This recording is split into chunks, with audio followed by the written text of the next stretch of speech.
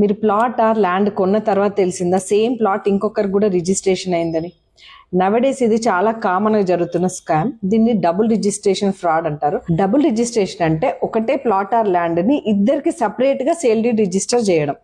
Mostly fake documents, forger signatures or same owner repeated sales వల్ల ఇది జరుగుతుంది. ఈ సిచ్యువేషన్లో మీ మనీ కూడా రిస్క్లో ఉంటుంది అండ్ మీ పొజిషన్ కూడా క్వశ్చన్ మార్క్లో పడుతుంది. సో ఇక్కడ మీరు ఫస్ట్ బయర్ అయి ఉంటే కనుక ఇమీడియట్గా ఈ స్టెప్స్ ఫాలో అవ్వండి. ఫస్ట్ పోలీస్ కంప్లైంట్ ఇచ్చి చీటింగ్ అండ్ ఫ్రాడ్ కేసెస్ని ఫైల్ చేయాలి.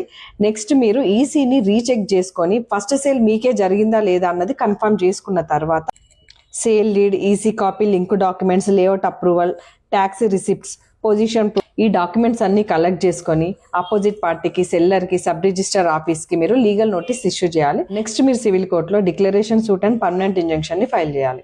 And further sale and construction జరగకుండా మీరు టెంపరీ ఇంజంక్షన్ వేసుకొని కోర్టు నుంచి ఇమీడియట్గా స్టే కూడా తీసుకోవచ్చు. బట్ గుర్తుపెట్టుకోండి, ఈ డిక్లరేషన్ ఇంజంక్షన్ సూట్ అనేది మీకు డబుల్ రిజిస్ట్రేషన్ జరిగింది అని తెలిసిన డేట్ నుంచి or cause of action arise అయిన డేట్ నుంచి 3 years లోపు సివిల్ సూట్ అనేది ఫైల్ చేయాల్సి ఉంటుంది.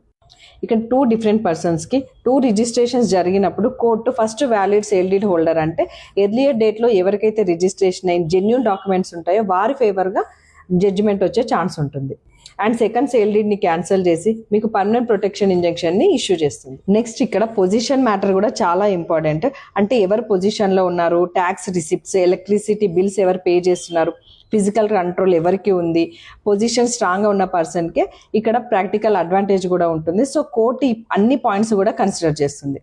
చాలా మంది క్వశ్చన్ ఏంటంటే ఇప్పుడు డబుల్ రిజిస్ట్రేషన్లో ఇద్దరు బయర్స్ కూడా ఇన్నోసెంట్ అయితే ఫస్ట్ రిజిస్ట్రేషన్ చేసుకున్న అతనికి ప్రాపర్టీ వెళ్ళిపోతే సెకండ్ బయర్కి ఎలాంటి రెమెడీస్ ఉంటాయి?